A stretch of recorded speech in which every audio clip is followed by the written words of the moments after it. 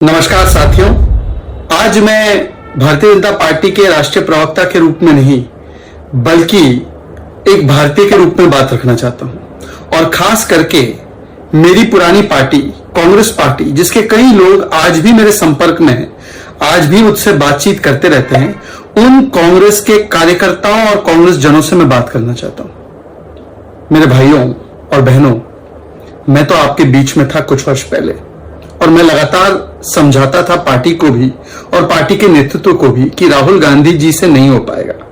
राहुल गांधी जी, प्रियंका वाड्रा जी, सोनिया जी, इन लोगों को किसी असली केपेबल, टैलेंटेड और मेरिटोरियस लीडर को जगह देनी चाहिए, पर वो मानने से रहे।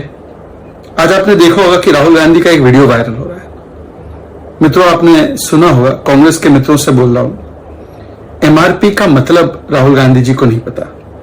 राहुल गांधी जी एमआरपी जो हर प्रोडक्ट पर उसके लेबल पर रहती है, उसको मैक्सिमम रिटेल प्राइस के बदले मिनिमम रिटेल प्राइस मान रहे हैं। राहुल गांधी जी 2004 से चुनाव लड़ रहे हैं। राहुल गांधी की एज 55 से ऊपर है, या लगभग 55 साल के होने वाले।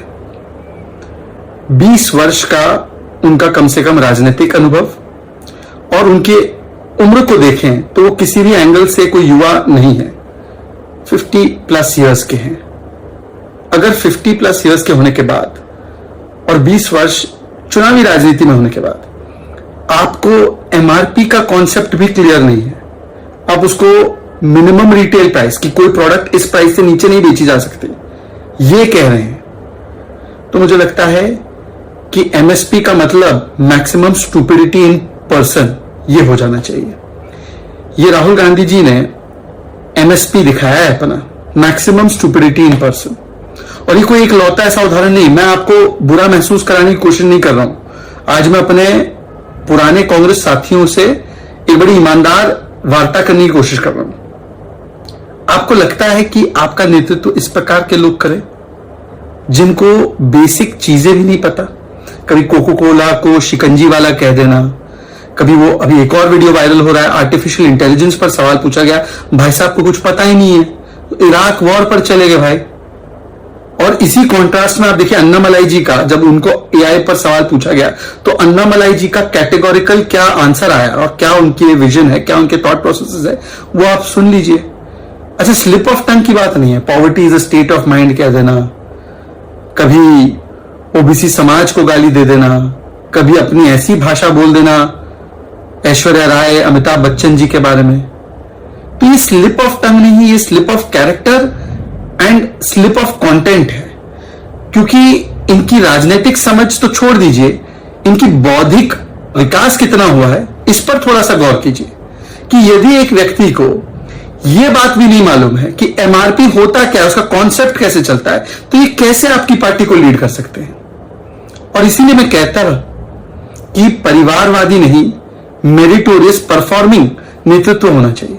और इनके इर्द गिर्द भी जो लोग हैं, जो इनकी तालियां बजाते हैं, जो चाटुकारिता में चीख चीख कर बोलते हैं, ये भी कोई ब्राइट लोग नहीं है। अब कुछ ही दिन पहले जो वामपंथी था, आज वो कांग्रेस में आ चुका है, एनएसयूआई यूथ कांग्रेस को लीड कर रहा है एक तरीके से। मतलब बताइए कि जो एनएसयूआई के और यूथ कांग्रेस के कार्यकर्ता लगातार इन एसएफआई और इन कार्यकर्ताओं से लड़ाई लड़ते रहे हैं, उनको कैसा लग रहा होगा। वो आकर कहता है H1N1 वीजा। बताइए, H1N1 कोई वीजा की कैटेगरी है? वायरस की कैटेगरी को वो वीजा की कैटेगरी बता रहे हैं। इसी प्रकार से प्रियंका वाड्रा का भी देख लीजिए, उनको तो ये भी नहीं पता कि राम जी कितने वर्ष वनवास में रहे, वो भी गलत बोल दिया उन्होंने। तो मैं यही कह रहा हूं कि इनके इर्द गिर्द भी जो लोग हैं वो इसी प्रकार के बौद्धिक स्तर के हैं, या वो चाटुकारिता में और अपनी साइकोफेंसी में इतने लीन है कि वो इस प्रकार के नेतृत्व को थोप रहे हैं यहां पर। आप देखिए, स्लिप ऑफ टंग होना, वो तो सबसे एकाध कोई गलती, कोई हिस्टोरिकल फैक्ट या कोई आंकड़ा गलत हो जाता है, ठीक है, राजनीति में भाषण आप देते हैं तो हो जाता है। पर जिस प्रकार की कमेंट्री, वाराणसी के युवाओं को नशेड़ी कहना, मैं ज्यादा दूर नहीं जा रहा हूं, आलू से सोना निकला, ये सारी कमेंट्स पे जा भी नहीं रहा हूं। जो इंटरव्यू उन्होंने स्क्रिप्टेड इंटरव्यू दिए थे विदेश में जाकर, उसके भी वो जवाब नहीं दे पाए, मैं उसमें भी नहीं जा रहा हूं। अर्नब गोस्वामी के साथ जो इंटरव्यू हुआ उसमें भी नहीं जा रहा हूं, बहुत पुरानी बातें हैं, अभी 1 हफ्ते 2 हफ्ते पहले की बात। आप उनके एक एक कमेंट सुनिए, ऐश्वर्या राय जी पर, अमिताभ बच्चन जी पर, वाराणसी के युवाओं पर, और अभी जो उन्होंने एमआरपी का नया कॉन्सेप्ट सुनाया है हमें। अभी वो कहीं और कह रहे थे कि किसानों को हमने 72,000 रुपए दे दिए और 2 मिनट लगे, 10 मिनट का काम था। मतलब एक वाक्य में बिना श्वास लिए 2 मिनट लगे, 10 मिनट का काम था। क्या आप लोग इस प्रकार के नेतृत्व में काम करना चाहते हैं? आप सोचते हैं ना कि कांग्रेस के लोग टूटते क्यों हैं, फिर वो कहते भी हैं कि कांग्रेस के लोग बिकाऊ है, अरे भाई थैला दिखा दिया तो इधर आ गए, अरे कांग्रेस के लोग जो है उनको थोड़ी सी लालच दिखा दी, सत्ता की लालच में भाग गए, हम सत्ता के लालच में नहीं है, वो सब लालची थे तो चले गए। भाई लालच में कोई नहीं है, कोई किसी का कोई लालच नहीं है, पर हर एक व्यक्ति अपना राजनीतिक भविष्य जरूर देखता है। क्या आपको अपना राजनीतिक भविष्य, देश का भविष्य दिख रहा है इस व्यक्ति में? यह व्यक्ति 50 साल की उम्र से ज्यादा है और इनको एमआरपी का कॉन्सेप्ट क्लियर नहीं है। और दूसरी ओर अन्नामलाई, जिसकी पीठ अभी प्रधानमंत्री ने थपथपाई, वो सत्ता में नहीं है, आईपीएस ऑफिसर था, रिजाइन करके वॉलंटरी रिटायरमेंट लेकर वो राजनीति में आया। उसका सोच का व्याप देखिए। अन्नामलाई का थॉट प्रोसेस, हेमंता बिस्वा शर्मा का थॉट प्रोसेस, अमित शाह जी का थॉट प्रोसेस, योगी जी का थॉट प्रोसेस और राहुल गांधी का थॉट प्रोसेस, इन दोनों को कंपेयर कर दीजिए।